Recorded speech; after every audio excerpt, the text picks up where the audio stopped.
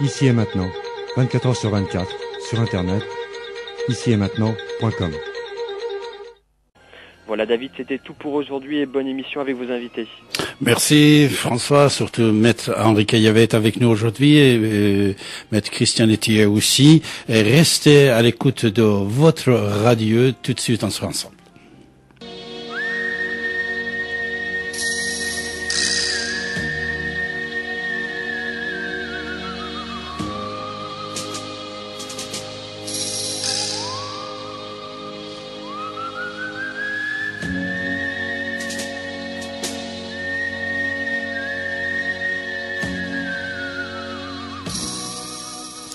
David Abbassi, dans son activité culturelle et radio-télévisée depuis plus de 30 ans, a écrit plusieurs centaines d'articles et plusieurs dizaines de livres en perse, français, arabe et également en anglais. Il a rencontré et interviewé plusieurs personnalités internationales, politiques et culturelles. Les présidents de République, premiers ministres, ministres, sénateurs, maires, journalistes, chanteurs et comédiens. En visitant son site internet, plusieurs centaines de pages web sont à votre disposition, en français, anglais et persan. Son site, davidabassi.com. Abbassi, A-2-B-A-S-I. Et voilà, tout de suite, on va aller frapper chez Maître Henri Caillavet, grand maître de pensée laïque mondiale. Et surtout moi, j'avais appris beaucoup de choses de Maître Henri Caillavet. Maître Caillavet ? Oui. Bonjour Maître. Bonjour. Ah, c'est beau, ça y est, on vient de vous retrouver. C'est vrai que c'était coupé. Comment allez-vous, mon cher Maître ? Comme vous, mais moins jeune. Ah, mais toujours plein d'énergie. Il le faut, parce que d'abord on est à la veille d'un choix important politique. On était aussi à la veille peut-être d'une reprise européenne. On peut espérer que l'Iran deviendra raisonnable. C'est difficile à concevoir avec les Anglais et peut-être vous entrer dans le cadre de la démocratie. Nous sommes hélas piégés en Irak. Tout ceci fait que il faut réfléchir, travailler, s'engager et ne pas hésiter à porter des jugements dans la mesure où on est éclairé, où on est renseigné et où d'une manière objective on prend en compte les événements et on tente de leur donner un sens, une direction. Voilà. Et surtout vous, mon cher maître, vous n'arrêtez pas, vous êtes toujours actif. Oui, vous avez lu mon bouquin. Ah, excellent. Surtout, moi, je voulais vous inviter un jour Alors, pendant plusieurs... Oui, parce que je ne vais pas rester très longtemps. Oui. La semaine prochaine, Oui. Je peux me mettre à votre disposition. Mardi prochain, alors, ça vous convient, mon cher maître ? À quelle heure ? À 14h. 14h. Mais à 13h, je viendrai vous chercher chez vous. Oui. Pour vous ramener directement, comme l'autre fois, dans notre studio. Attendez, mais je suis venu plusieurs fois. Oh, je sais. Surtout qu'actuellement, comme vous savez, c'est la télé et la radio. C'est-à-dire en même temps. Vous faites en même temps la télé. À la télé aussi, dans le monde entier, on peut nous voir. Maître Caillavet, nous avons également aujourd'hui dans notre studio Maître Christian Etier. Ah, que je connais. Oui, ancien élu. Et, oui. Bonjour, Maître Etier. Oui, bonjour. Écoutez, j'allais dire, cher confrère. Oui. Et monsieur le ministre. Écoutez, je marque 13h30 mardi, je pars avec vous. Excellent. Vous venez me chercher ? Bien sûr. Vous savez où je suis ? Oh, bien sûr. Vous êtes venu. Oui. Mais écoutez, vous n'aurez même pas besoin de monter. Dès que vous arrivez, vous avez le portable. Bien sûr, oui. Et je descends et on part. D'accord. Mon cher Maître Caillavet, alors, deux choses, puisque nous vous avons en ligne.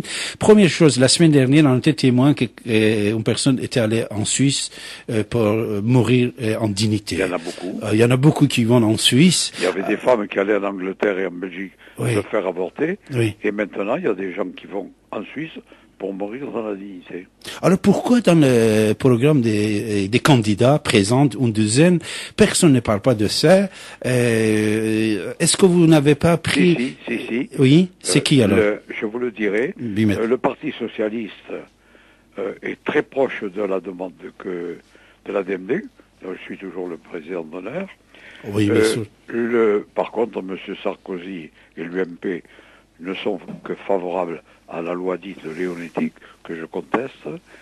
Et c'est vrai aussi que M. Bayrou n'est pas favorable, il garde la loi telle qu'elle est. Ils disent, on verra à l'usage, et dans ces conditions, dans 2, 3, 5, 10 ans, selon l'évolution des mœurs et des esprits, on pourra progresser. Pour l'instant, il faut s'arrêter là. Il y a donc le Parti socialiste, le Parti évidemment révolutionnaire, des travailleurs, et également les Verts, les écolos.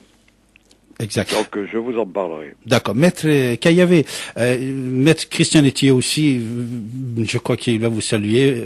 Il va vous poser peut-être une petite question. Maître Etier? Oui. Oui, j'allais dire bonjour mon cher confrère et monsieur le ministre.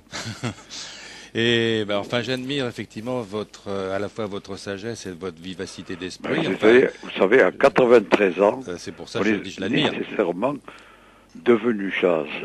On est devenu sage parce qu'on ne peut plus donner de mauvais exemples. Voilà, j'ai une jeune personne à côté de moi qui écoute avec beaucoup d'admiration ce que vous venez de dire, parce que elle a 25 ans et évidemment elle ne sait pas encore ce que c'est que la sagesse. Mais je peux être presque son arrière-grand-père. J'ai des arrière-petits-enfants. J'en ai 6, mais j'ai de nombreux petits-enfants. Alors la sagesse dans cette élection présidentielle, qu'est-ce que c'est pour vous? Je vous le dirai de vive voix. C'est vrai que je suis un homme de centre-gauche, mais je pense que l'élection présidentielle, c'est avant tout prendre un homme ou une femme d'expérience. La politique doit s'effacer, certes. Les grandes tendances doivent s'affirmer. Il est certain que, même si c'était un homme convenable, d'expérience, je ne voterai pas pour M. Le Pen. C'est un antisémite, c'est un raciste, c'est une personnalité que je combats. C'est son droit d'avoir de semblables idées, je les trouve malsaines. Par contre, c'est vrai qu'on peut dire que tantôt une personne de droite ou une personne de gauche, si elle a une expérience, si elle a une personnalité, si elle a des qualités essentielles pour conduire un pays dans des conditions d'ailleurs très difficiles, le pilotage sera délicat. Il y a des problèmes nationaux, internes, qui n'ont pas encore été surmontés. Il y a des problèmes immédiats internationaux, et il y a l'Europe, et il y a aussi le tiers-monde et la mondialisation. Donc autant d'événements et de décisions qui nécessitent des choix quasiment immédiats. Si donc nous devions voter, et nous devons voter pour une personne, je crois qu'il faudra peut-être faire taire ces sentiments personnels politiques, philosophiques, pour se souvenir que la France doit être gouvernée et que tous les Français doivent être rassemblés. Alors, quelle est la personne la plus compétente? Quelle est celle qui a de l'expérience? Quelle est celle qui peut, au plan international, affirmer haut et fort le destin de la France, tout en respectant le destin des autres et dans une solidarité et une complémentarité, faire progresser la paix? Oui, il faudra quand même que le choix se porte sur une personnalité de premier plan. Mais alors qu'est-ce que vous appelez l'expérience? Ça s'apprend l'expérience? Il y a des livres sur l'expérience? De la découverte.